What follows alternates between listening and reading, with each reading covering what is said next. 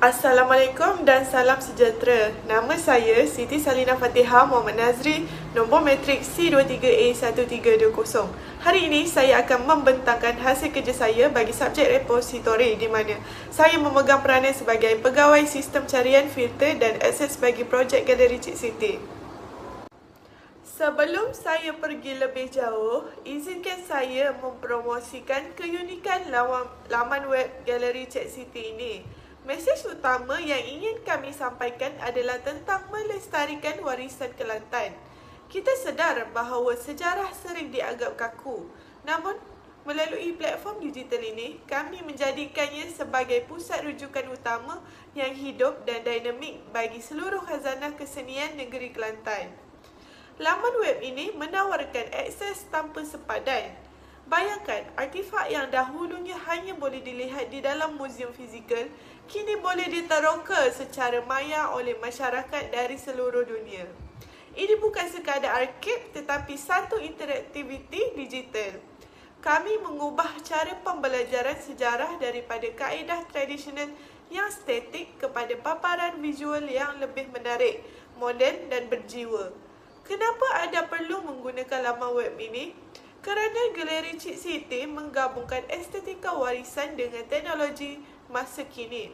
Ia adalah jambatan yang menghubungkan generasi muda dengan akar budaya mereka melalui platform yang mereka fahami, iaitu platform digital.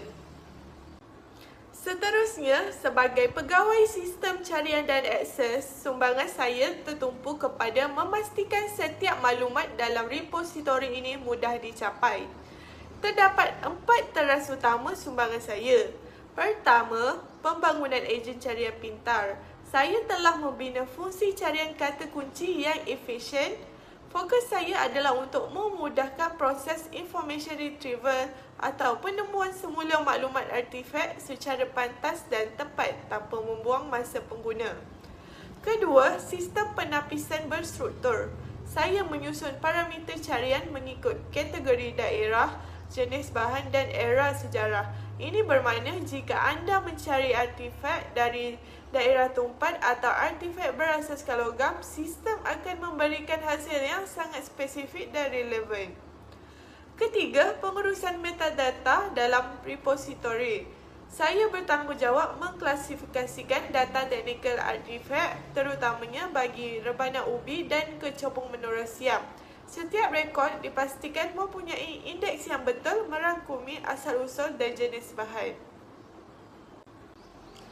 Keempat, kawalan hierarki akses pengguna. Saya membangunkan 2 mod paparan yang berbeza. Pelawat awam akan mendapat maklumat umum yang bersifat pendidikan, manakala kaki tangan atau staf akan mendapat capaian kepada data inventory yang lengkap bagi menjamin aspek keselamatan dan integriti maklumat dalam galeri. Akhir sekali, projek ini telah membantu saya menguasai CLO3 dalam membangunkan pangkalan data warisan secara digital. Melalui tugasan ini, saya telah mencapai 3 tahap penguasaan penting.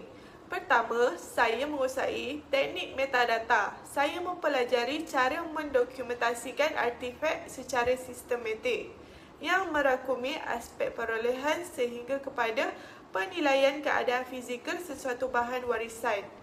Kedua, saya memahami penyusunan data digital. Saya kini mampu menguruskan maklumat dalam sistem pengkalan data supaya ia kekal teratur dan mudah dicapai oleh pengguna selaras dengan prinsip pengurusan repositori yang berkesan. Ketiga, saya melihat ini sebagai satu inovasi warisan. Saya berjaya menukarkan maklumat fizikal artifak kepada format digital yang tersusun. Usaha ini bukan sekadar tugasan akademik tetapi merupakan sumbangan kecil saya dalam memelihara khazanah budaya bangsa untuk generasi akan datang. Sekian sahaja pembentangan daripada saya. Sekian, terima kasih.